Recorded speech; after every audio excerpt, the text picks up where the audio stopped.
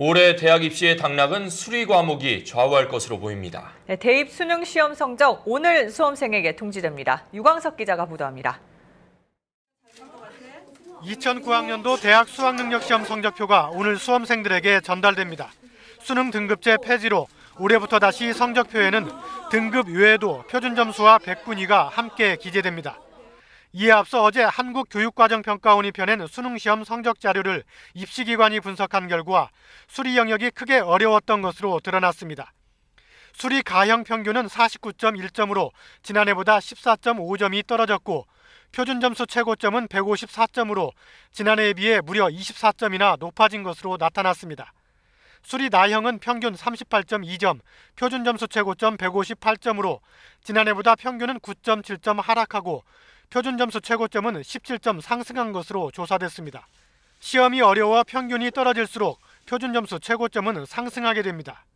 당초 예상대로 금년 수리 영역이 어려워서 표준점수 최고점이 크게 높아져 금년에는 수리 영역이 당락에 큰 영향을 미칠 것으로 분석됩니다.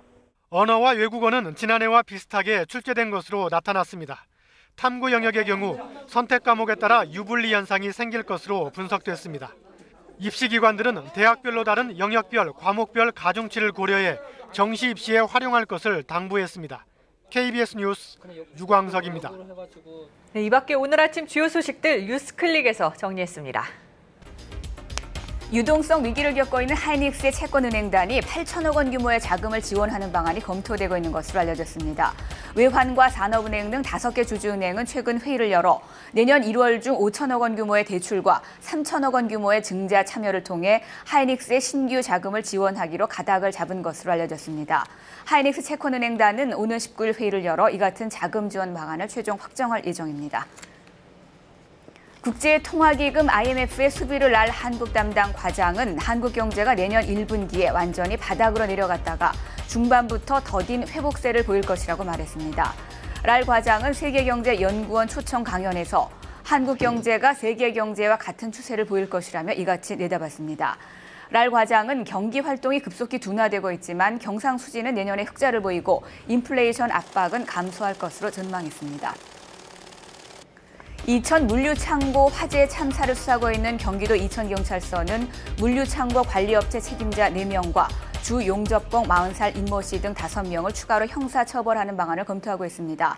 경찰 조사 결과 임 씨는 화재 당시 직접 용접을 하지 않고 경력이 짧은 22살 남 씨에게 용접을 지시했던 것으로 드러났습니다. 경찰은 이르면 오늘 중으로 이들 5명에 대해 구속영장을 신청할 계획입니다. 부산세관은 중국산 못 30만 상자, 시가 100억 원어치를 수입한 뒤 한국산으로 속여 미국으로 다시 수출한 혐의로 경남 김해의 모 무역업체 대표 47살 이모 씨를 붙잡아 조사하고 있습니다. 이 씨는 지난 4월부터 중국산 못을 대량으로 수입한 뒤 한국산으로 원산지를 바꿔 미국으로 재수출해 6억 원의 부당 이득을 챙긴 혐의를 받고 있습니다. 중국산 못이 미국으로 수출될 경우 20%가 넘는 관세가 붙지만 한국산은 관세가 붙지 않는다고 세관 측은 설명했습니다. 기름 유출 사고 1년을 맞은 충남 태안 주민들 가운데 일부가 자살을 시도했던 것으로 조사됐습니다. 태안군 보건의료원이 지난 7월과 8월 주민 1,200명을 대상으로 조사한 결과 응답자의 8.9%가 최근 6개월간 자살을 생각한 적이 있고 2.4%는 자살을 시도했다고 응답했습니다. 태안에서는 기름 유출 사고 뒤 주민 3명이 목숨을 끊었습니다.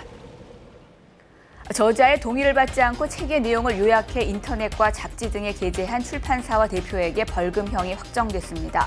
대법원 3부는 저작권법 위반 혐의로 기소된 모 출판사와 이 회사 대표 최모 씨에 대한 상고심에서 각각 벌금 300만 원을 선고한 원심을 확정했다고 밝혔습니다.